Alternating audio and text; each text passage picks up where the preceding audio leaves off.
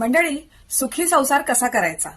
हो, आजचा व्हिडिओ याच विषयावरती आहे. त्याच्यामुळे व्हिडिओ शेवटपर्यंत बघा. आणि हा व्हिडिओ नवरा बायको अशा दोघांसाठीही आहे. त्याच्यामुळे कोणा एकाची जबाबदारी नाहीये की हा व्हिडिओ बघणं आणि तसं वागणं. तर आता आपण जाणून घ्यायचं आहे की आपण सुखी संसार कसा करायचा. संसार सुखाचा होण्यासाठी केवळ नशिबाची साथ पुरेशी नाहीये, तर तिथे संयम, समंजसपणा आणि प्रेम ह्या त्रिसूत्रीची गरज आहे. अध्यात्म, ज्योतिष आणि व्यवहार अशा तिन्ही अंगांनी संसार सुखाचा करण्यासाठी मी काही आता महत्वाचे उपाय तुम्हाला सांगणार आहे. पहिला उपाय म्हणजे संवाद आणि पारदर्शकता. कधी कधी संसारात वादाचे कारण हे अपुरा संवाद असं असतं.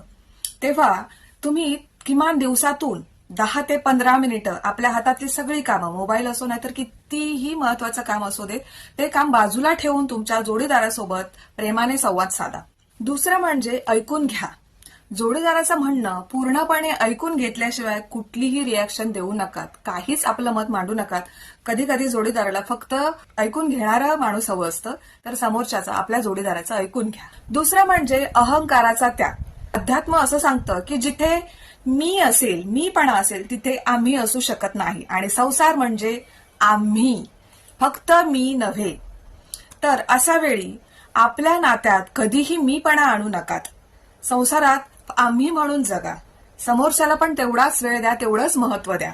अहंकारात राहून मी चुकलोच नाही किंवा मी चुकलेच नाही, माझी चूक नाही असं नाही. तुमची चूक असेल मान्य करा. सॉरी म्हणायला काहीच हरकत नाहीये. आपली चूक आहे मान्य करायची, सॉरी म्हणायचं. एवढ्याशा सॉरीने पण सगळं सुटून जातो. तुलना करू नकात. आपल्या जोडीदाराची किंवा आपल्या संसाराची दुसऱ्याच्या संसाराशी तुलना करायची नाही, किंवा सोशल मीडियावरील कुठल्या तरी एखाद्या फोटोशी किंवा कशाशीही आपल्या संसाराची तुलना करायची नाही. कारण प्रत्येकाचा स्वभाव, प्रत्येकाची परिस्थिती ही खूप वेगळी असते. तिसरं म्हणजे म्युच्युअल रिस्पेक्ट, एकमेकांचा आदर. संसारात खाजगीपणा जपायचा आहे. हे दोघांचं भांडण असेल, तुम्ही आपापसात बोलून सोडवायचं आहे. तिसऱ्याला त्याच्यात इन्व्हॉल्व करायचं नाही.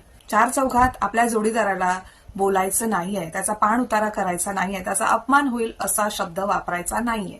कौतुक करायचे, म्हणजेच जोडीदाराने केलेल्या छोट्या छोट्या गोष्टींचं आपण कौतुक करायचे.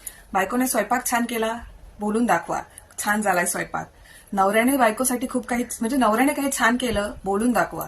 तुम्ही किती करता संसारासाठी, खूपच, म्हणजे तुमचे हे एफर्ट्स खूपच माझ्यासाठी खूप महत्वाचे आहेत, असं बोलून दाखवा. जेणेकरून त्यांना पण हुरूप येईल की आपण जे करतोय त्याची आपल्या जोडीदाराला जाण आहे असं वाटेल त्याला. दोघांनी मिळून खर्च करा. एकटाच कमावणारा असेल तर दुसऱ्याने खर्चावरती नियंत्रण ठेवायचं आहे. जास्तीत जास्त बचत करायची आहे.